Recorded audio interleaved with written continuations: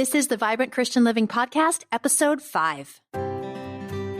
Welcome to the Vibrant Christian Living Podcast, a place for practical ideas and powerful spiritual inspiration for women like you who want to overcome their obstacles, discover their true potential, and find lasting joy and significance through a relationship with Christ.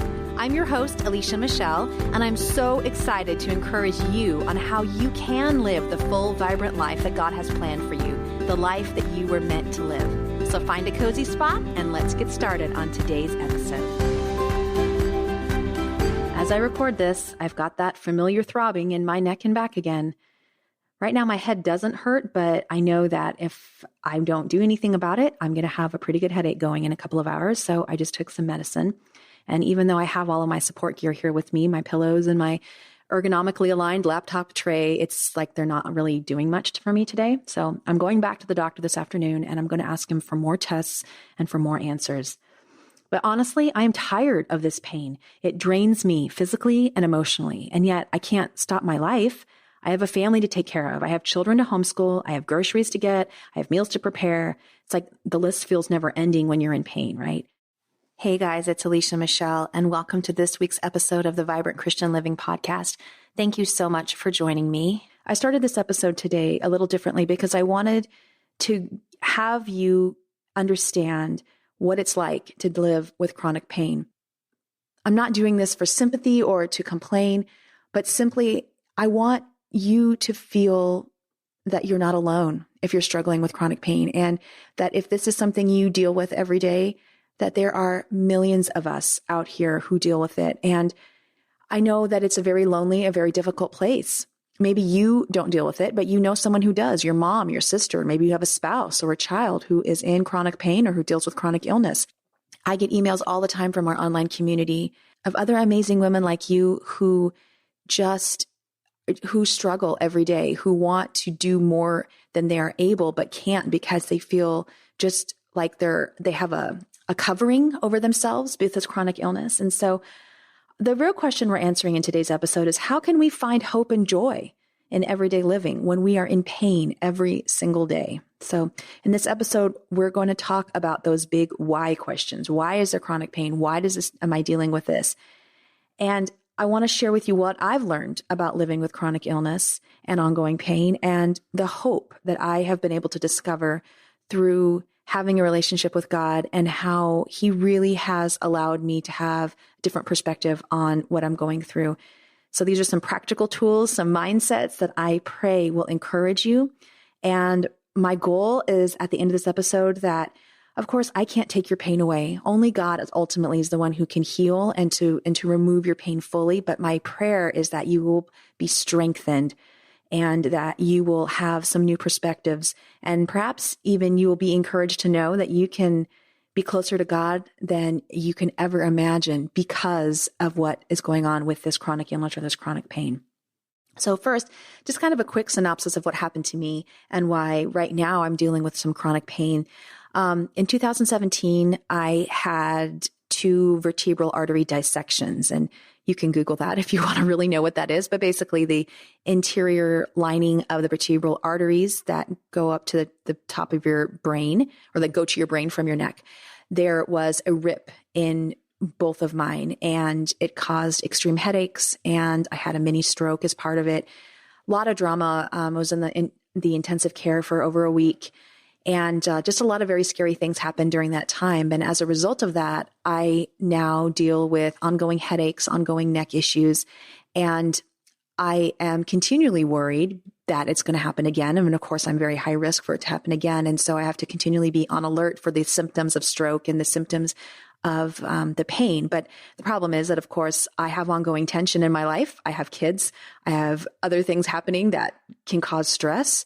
And sometimes just my neck and my back hurt. And that's where the pain was before when I had these dissections. And so it's continually just praying for me, just trying to figure out, like, Lord, is this something more, or is this really just a neck and back ache? And so anyway, it's an ongoing issue for me that I am getting treatment on and trying to work with several specialists to find out what the cause of it was and how I can kind of live long term with this pain. And we're praying that we can find solutions so that it either can be minimized and managed or that it can go away altogether.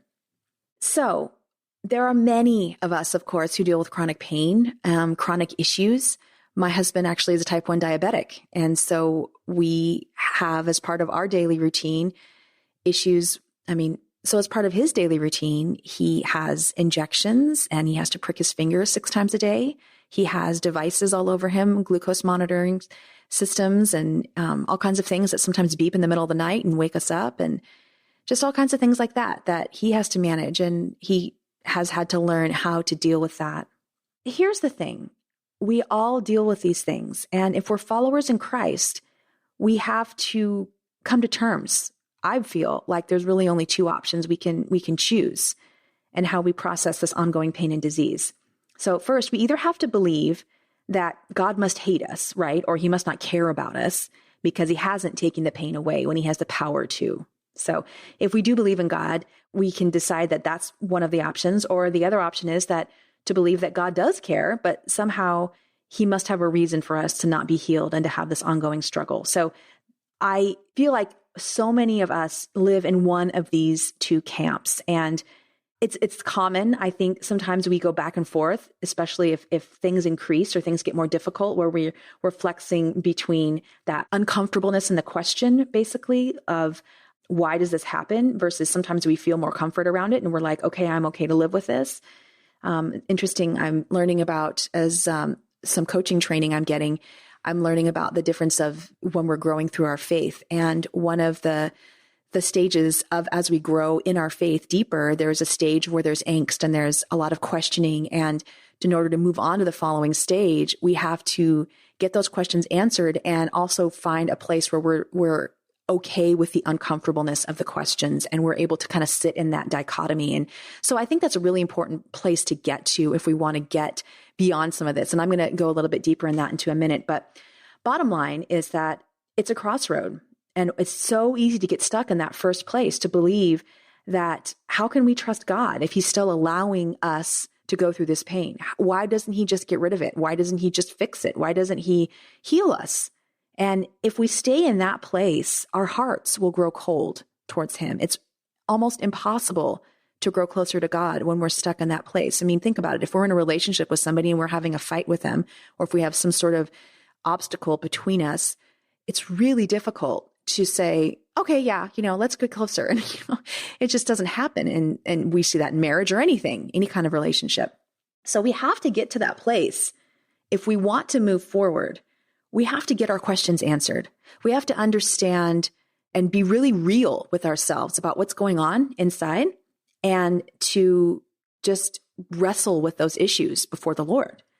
So I just wanted to talk about a couple of issues, a couple of common questions that people ask about chronic illness and in terms of how it relates to God, and to give you my perspective on what I have gleaned from biblical study on these issues and how it has given me hope.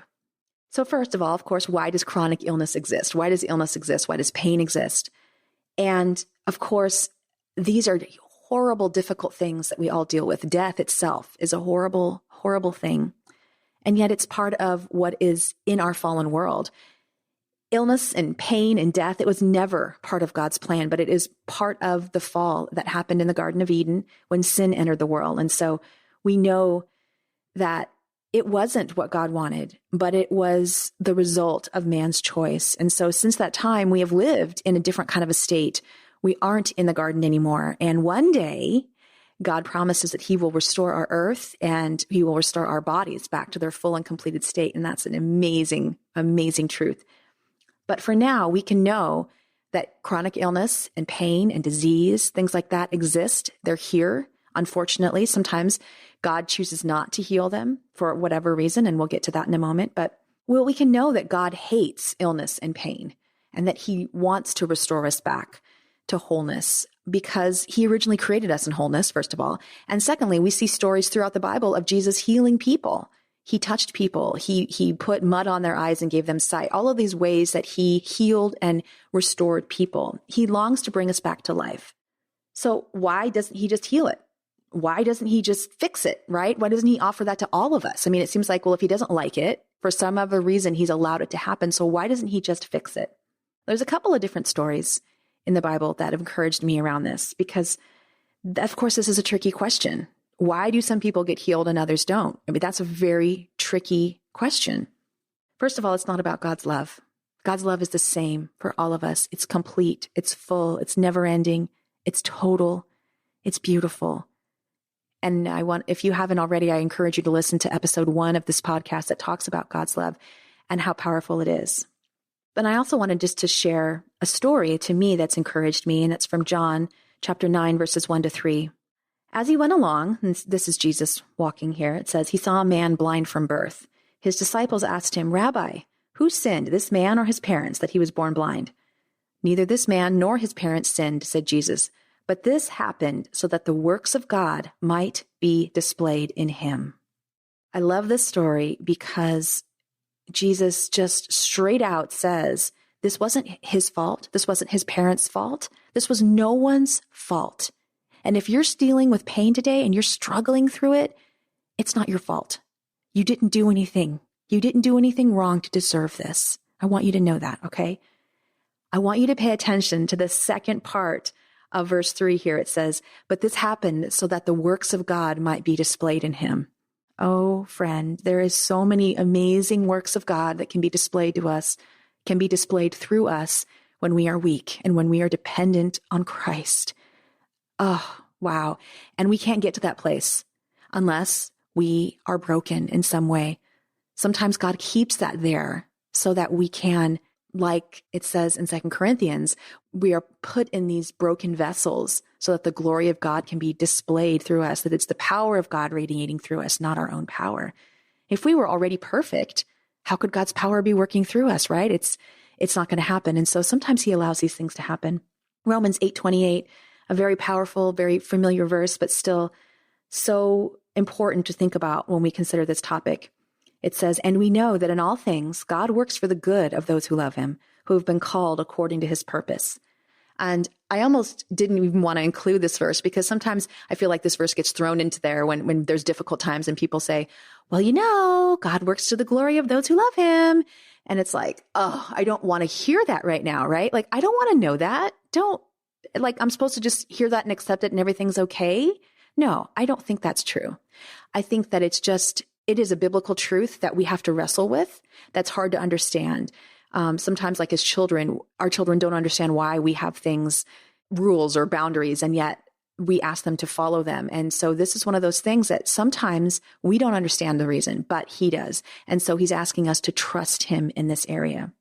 So speaking of chronic illness and how it can impact others and be used for God's good, I wanted to tell you a quick story about actually my dog that recently just passed away. Her name was Stella.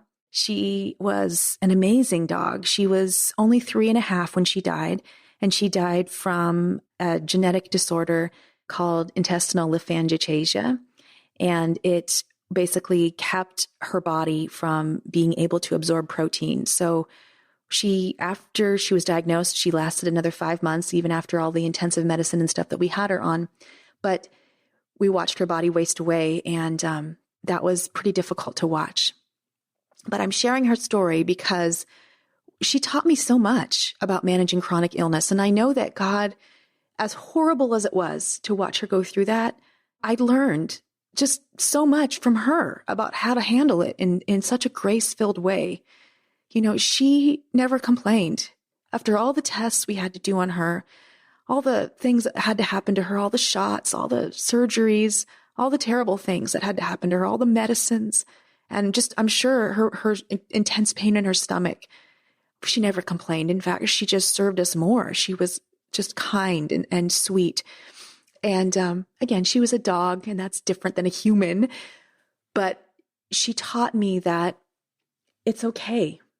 It's okay. You can have grace through these difficult times. And she just had a quiet acceptance she knew what was going to happen to her, and that it wasn't a fight about it. She just accepted it and she took it in stride. And that really, in the last 5 months, is the pain that I have felt as I've been going through it, through my own same period. It brought me comfort to see her and how she handled it. So you never know how the Lord will use you to relate to someone else because of your chronic pain, because of your chronic illness. You know, there's a beautiful connectivity that happens when we meet people who are going through exactly what we're going through. It's a beautiful thing. And no one else can understand that pain. No one else can understand what it's like to live with whatever we're dealing with, if it's the death of a child or a miscarriage or divorce or a child who's walked away from the faith. No one else can understand it unless they've been in your shoes to the depth that we really want them to, right? You have the ability to minister to people in new ways because of this. God just may be using this period in your life to allow him to make you that much more of an amazing part of his purpose, like it says in Romans 8:28. Well, I mean, that's true, right? That's great. That's sure. That's awesome. But reality is, right, that we have to cope with this. We have to find the strength emotionally. It's like, it's nice to think about theoretically, okay, God may be using this, but I know there are days when I think, okay, God, you're using this. That's great. But I have to get through this day and I'm in pain and I don't like this. So how do we find the strength to keep going, right? How do we find that place of confidence and peace and calm through this? Well, first of all, I don't think that there's a one-time fix that we can just instantly get to there. But I do believe there's 7 different mindsets and just practical things that I've been able to do and I practice regularly that help me maintain that healthy, positive mindset, even despite the chronic illness and the pain that I go through. So I want to share those with you and share just how it can be a blessing for you and how, again, like I said, these can help you through this time and give you some encouragement. So number 1, we need to create healthy boundaries on when to talk about it. And we need to find safe people to talk to it about so that we don't fall into isolation. So another chronic illness sufferer told me recently, quote, "Sometimes I feel like my loved ones don't get what I'm feeling or that they're tired of hearing me talk about the pain." I totally understand this. I mean, when you have brokenness, it's not easy to share what you have going on in your life. And then you think to yourself, even if I explain this to you, what are you going to do about it? How can you help me? So why do I keep talking about it? It just feels like I'm a broken record, but yet the pain is real. It keeps going. I have to talk about it. I have to get it out. And we have this fight in ourselves all the time, like, well, they don't understand. They don't want to hear about it. And so we slip into isolation. We get tired of thinking about it. And we honestly, after a while, don't even want anyone else's opinion or thoughts on it because it feels pointless. And so isolation often is a tool that we use to cope with it. But here's the problem with that. We're not just physical people. We need to be able to process the emotional and the spiritual aspects of chronic pain and illness. We need to give ourselves the space to be upset about it, to have bad days, to have good days, to celebrate when things are getting better. We need to have those safe people. And there are people who won't be safe. And I'm pretty sure you can probably think of people in your life that aren't safe to talk about it. But then God gives us those 1 or 2 that are. And if he hasn't allowed you to have those yet, I pray that he will. Ask him to show you who those people will be so that you can be able to just talk back and forth and to process some of these things. They don't have to have answers for you. Tell them, I don't want you to have to give me answers. I just need to have someone to share this with. And of course, God is the number one person who can always be there to always listen to you as you're going through this. But of course, sometimes it's nice to have somebody in flesh to respond back to you, to give you a hug, to let you know that they're praying for you and that they love you and they're going to support you through this emotionally. And I also think it's okay to give ourselves space to be able to mourn chronic illness and what it's potentially taken from us. You know, like for example, with my husband with type 1 diabetes, I wonder sometimes what our later years will look like. Will he be wheelchair bound? Will he be blind? Well, kind of, you know, these dreams that we had of after retirement when the kids are gone, like what will that look like? Will he still be healthy? And that some of those dreams that we had may not happen. And that's tragic and that's heart-wrenching to think about or to process. And so I think it's okay to be honest with ourselves about what we've lost with what we're going through. And even if it takes professional counseling, you know, we need to be able to process those emotions. So yeah, finding healthy boundaries on when to talk about it and safe people to talk about it too, the first thing. Secondly, we cannot compare our suffering as greater than or less than someone else. So no one wins when we say, well, at least I'm not as bad as this person, or I'm more soft than them. And so they should feel more sorry for me, because it's just, there's no winning, right? They're in pain. You're in pain. It's the reality. God gives each of us what he gives us the ability through his strength to handle. And that's just it. Bottom line. I love what Nick Vujicic says about this. And if you don't know Nick Vujicic, he's an amazing speaker. He is a man who was born without any arms or legs. And he now goes around speaking about the power of God and hope, even though he has been born in this obviously very challenging situation. He gives a lot of hope and inspiration. And he spoke at our church recently. His ministry is called Life Without Limits, if you'd like to look it up. But I'm paraphrasing here, but he said that hope isn't found by saying, well, at least I'm not as bad as that person. That's not hope. That's just comparing. So what are you going to tell that other person who's worse off? Well, at least I'm not as bad as the next person. Like, what we really need is true hope. Hope is a remedy. When you have brokenness, you need healing. We don't need comparison. And that's it. We need to just accept what it is for what it is and not compare it. Proverbs 14:10 says, each heart knows its own bitterness and no one else can share its joy.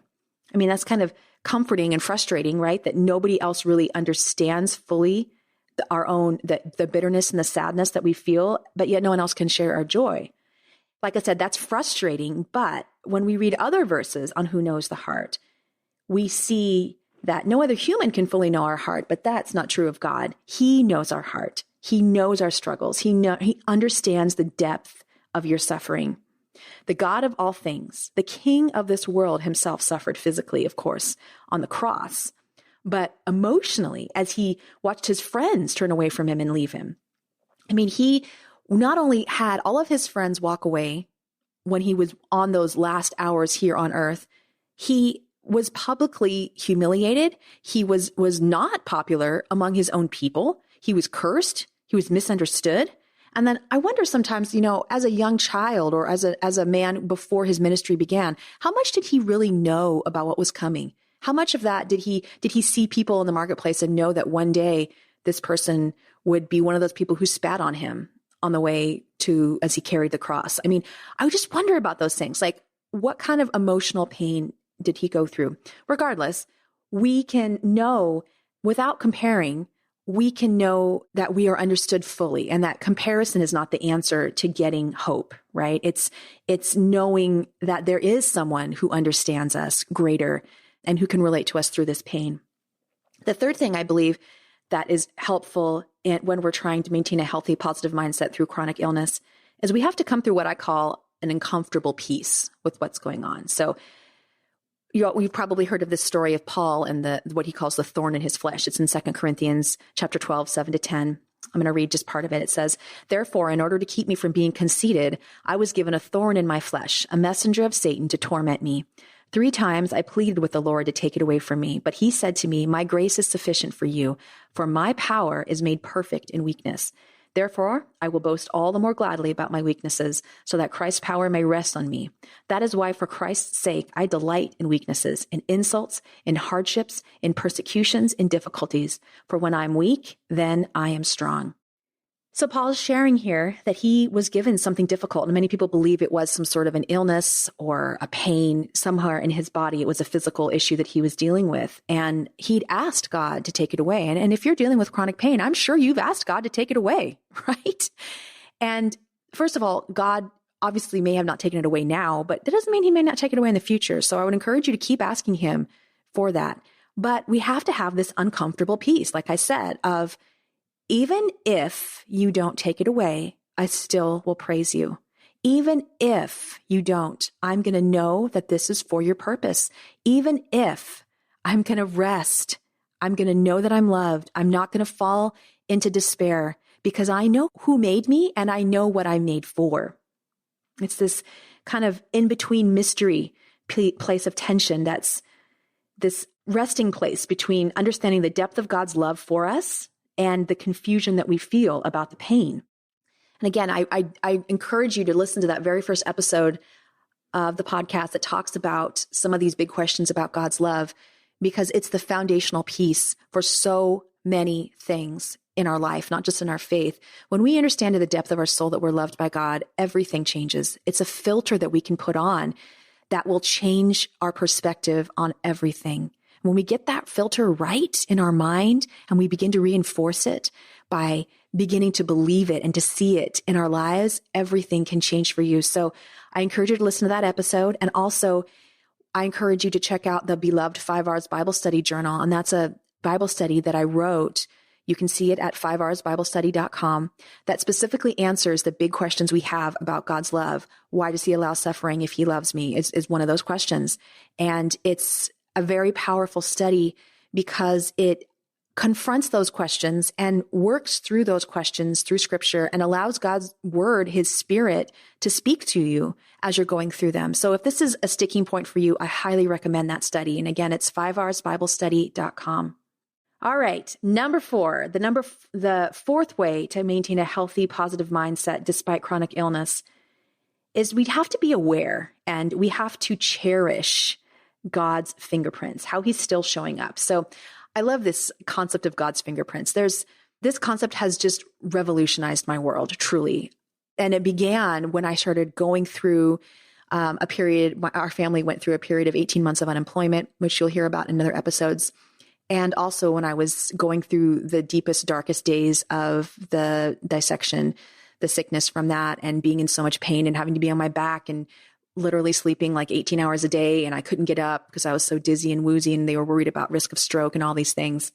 I learned in those moments that I had a choice to either, like I said, be angry and bitter at God for what was going on, or to believe, like I did, that he was still there. He was still working, that he's still a good God. He still loved me. And so I thought, well, if that's true, and if I'm going to choose to believe that, then I'm going to choose to find the ways that he's working. And I call those God's fingerprints. And so I do this now still every day. And it really changes my perspective on what he's doing in my life. It really allows me to see and to find so much gratitude and happiness. I write down, I recognize as in my journal every day, just those little things that only he can do. And maybe it's just something like he allowed me to find a quicker way home last night in the middle of traffic. I mean, I don't know, silly things. Or I saw a beautiful sunset last night, or I had an amazing conversation with a friend yesterday. Or I had a really good day where I didn't have much pain. Or I found out something new that might be able to help me with some treatments. It's just amazing little things that we forget about because it's so natural for us to just stay focused on the negative. But when we can begin to tune our heart to a different channel, begin to tune our heart to that and then cherish those things as they come up. When we start to write them down, it's amazing. You can go back and look at all these things and you're like, wow, just to cherish them and think about them. It brings hope on the really difficult days. I want to share here a little bit from one of our community members and how she has seen God's fingerprints despite her own chronic illness issues. Hi, my name is Haley Ram, and I'm from Naples, Florida. And one of the ways that I have seen the Lord, his fingerprints so prevalent in my life is by restoring my energy. I have Lyme disease. I'm also a new mom. My son is 8 months old, and I've been married for almost 2 years. So my energy is inconsistent on a day-to-day basis. I never know what I'm going to be able to do. And when I'm trying to run a household, as many of you moms know, it can be super frustrating. And when you don't know what you're going to be able to deal with, and when you've got, meals that need to be made, a house that needs to be cleaned, a baby that needs to be taken care of, it can be frustrating when you have no energy. So a quick example. I was recently going to have dinner with my in-laws, and I was going to have to walk over because we live in their backyard, basically, which is an amazing setup, by the way. So anyway, I was feeling faint, and I didn't think I was going to be able to make it. And I was like, oh no, I really wanted this fellowship time and wanted to, eat with them.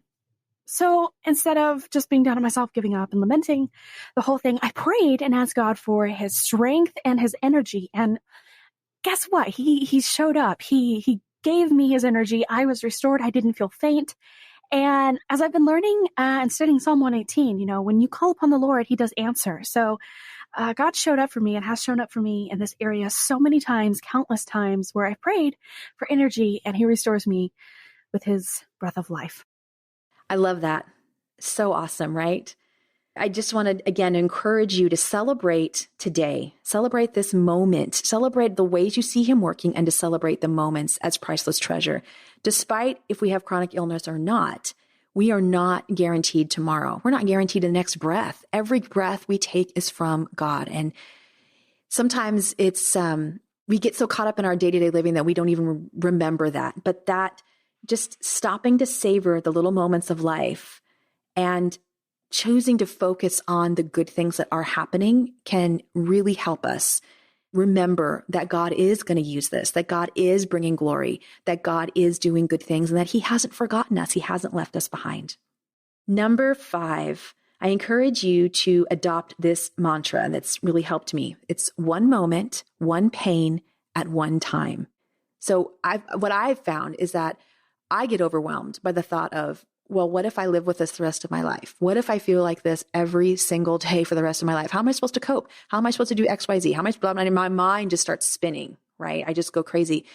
But then I remember that God says he gives us one moment at a time, right? All he is asking me to go through and to experience and to deal with is right now, this exact moment. The pain that I'm going through right now. Can I get through this pain 2 more seconds? Yes. Okay. Can you get through the pain 2 more seconds? Yes. That is a concept that I think was taught to me when I went through labor. Just the idea of those contractions coming every minute and a half or every 30 seconds. And they would last for a minute, and then you would have like a minute off. And I would think, all God's asking me to do is to get through this next minute of this contraction, right? He's not asking me to think about the whole labor. He's asking me to get through this one contraction. So if you can bring that into what you're going through every day, that has been incredibly helpful for me. Someone once explained to me that worry is going into the future without God. I love that concept. So when we walk into the future mentally without God, that's what worry is. And he says, live in this moment. Don't worry about tomorrow. Tomorrow will worry about itself. We don't know what the next 5 minutes will like, and it's not our job to be consumed by that. So I encourage you, try to not get ahead, try to not figure it out. We really don't know what the future holds, even when we're dealing with chronic illness. All we are asked to do is to deal with this one moment, one pain at one time. Number 6, when the anger and frustration show up, which they will, as you and I both know, we must reprogram our brain with God's truth and with these different perspectives. I heard a story yesterday of a man named Mike Lee. He's a famous boxer. I'm not into boxing, but if you are, you probably have heard of him. And he deals with an autoimmune disease. And he was talking about how he had these really, most difficult moments of him being in the hospital and the treatments he's had to get and just being in so much pain and how he's dealt with it then. But he said he dealt with it in the same way that he dealt with and he continues to train for his fights. He visualizes what it's like to think differently about it. He visualizes himself getting better and getting through this. And he also asks himself, saying, when he gets plagued with those questions of like, why is this happening? Why me? He practices a different mindset, a different brain pattern of, well, why not me? Why not this moment? Why, who am I, right? Everybody has issues that they go through. And he says, what is this pain trying to tell me to do instead? Maybe this is happening to me today because I need to be able to go talk to somebody else who's in pain. Maybe it's because I need to stay home today and have a quiet day. I'm not sure if he's a Christian or not, but I would add to that to say, well, maybe it's a day that I need to just come and be quiet before the Lord in those periods. I know some of the darkest and hardest periods of the illness I've had so far is of being in bed and doing that. That was when I just decided, well, I'm here. I'm going to spend time with the Lord. I'm going to pray. Think of all the people I can pray for right now, So that's a great mindset to have. But the point of I'm telling you all of that is that he has reprogrammed his brain so that when our brain starts to go to that place where we're like, well, why is this happening? All the why questions, he instantly programs it to this new way of thinking. And by practicing it over and over, there's tons of brain science and neuroscience that supports the concept of when we can practice something habitually, I believe the science is between 21 days and 67 days, we begin to see the brain literally shift. It's like our brain has little freeways or highways in them, and the brain is always looking to maximize and to systemize and to make things just simple, right? Because it's got so many things happening. And so there's pathways that are just already set up and reinforced. And this is why habits work. So when we create a habit in our mind, we're building this pathway and we're reinforcing it every time we create that habit. That's why it's so difficult to break a habit, because if we've been doing something like this forever and then we decide in the middle of it to shift somewhere else, it's almost like if you can picture you're drawing with your hand, drawing a line in the sand, and you keep drawing that line in the sand and it gets deeper and deeper. And then all of a sudden you draw a line and you jut that line out to the left from that. It's like, that takes more effort to do that. But the more you do it, and continue to repeat that pattern, the easier it gets and it flows there. And that is how we can literally reprogram our brain and rewire our mind. So it's amazing to be able to do that. And so I have begun to ask myself those kind of questions and to say, well, yes, of course, this pain hurts or it's awful, but how can the situation work all things good for me right now? What has it taught me? What about God and about myself? How has it brought ministry opportunities? How has it changed me? How can it change other people in this moment? And allowing myself to get into that different cycle. And then the last thing, number 7, is that I try to remember, and I want to encourage you to remember that above all else, God is with you always, no matter what. No matter what treatments you have to go through, no matter the depth of your pain, God is with you. And I have even pictured, when I'm in the deepest parts of pain, I have closed my eyes and I can picture the Lord sitting next to me. Just that simple visualization helps me. And so if that helps you, I pray that you use that. Just picture him sitting next to you, holding your hand. Whatever you need in that moment to get through it, you are not alone. You have not been left alone. You are not forgotten, and you are fully loved. And so I want to close with some of my favorite verses that talk about this. And there's some of my favorite verses for facing any sort of pain. Isaiah 43:2 says, "When you go through deep waters, I will be with you. When you go through rivers of difficulty, you will not drown. When you walk through the fire of oppression, you will not be burned up. The flames will not consume you." Psalm 34:17-18 says, "The Lord hears his people when they call to him for help. He rescues them from all their troubles. The Lord is close to the brokenhearted. He rescues those whose spirits are crushed." So we do have a choice in how we deal with these ongoing issues, like the chronic pain. The reality is there. The pain is there. The difficulties are there. Absolutely. And again, I understand it. If you're going through this, I get it too. But we have a choice. And friend, today I want to offer you, will you choose to allow this to make you closer to God, to allow this to make you a better person, to make you a stronger woman? Or will you choose to make this something that draws you further from the Lord? That's the bottom line. What is the choice that you're going to make? Just like God challenged the Israelites in the desert way back in the day, choose today whom you'll serve. Choose today what you're going to do. And I know that's an overwhelming choice to think about for the rest of my life. I have to think like this. No. In this moment, just start right now. Just start right now. How can I, in this moment, make the choice to trust God just a little bit through this? What can I do right now to say, yes, God, I want to give this to you. I'm crying out to you. It's painful, but I'm going to trust you. And I'm excited to see what you're going to do. So I'm going to close in prayer. Heavenly Father, thank you for this time with my sisters. Thank you, Lord, for what you're doing, what you promise to bring from those challenges that we go through in life. I pray for everyone who's listening. I pray that if any of these precious women are suffering right now, that you will relieve their pain. You will help them walk through it. You will give them new hope, new strength so that they can rise up with wings like eagles, as your word says. You will allow them to be empowered, not because they have their own self-strength, but because they are leaning on you even more fully. They're seeing your glory being displayed through this difficulty. They're seeing you work. They're seeing your peace. They're enjoying the good parts of their life even more because of this situation. Father, I pray that they would be able to see that today. I pray they'd be encouraged and strengthened. And again, Lord, that above all else, they would know that you are with them, that you love them fully. Thank you, God, for this time. We love you, Father, and it's in your name. Amen. Well, thank you again for sharing this time with me. I pray that you have been encouraged and that your hope has been strengthened. And I wanted to encourage you to go to vibrantchristianliving.com/5 for the show notes, because I have a lot of other great things in there for you. I have a lot of Bible verses that are specifically for those who are dealing with chronic illness and pain.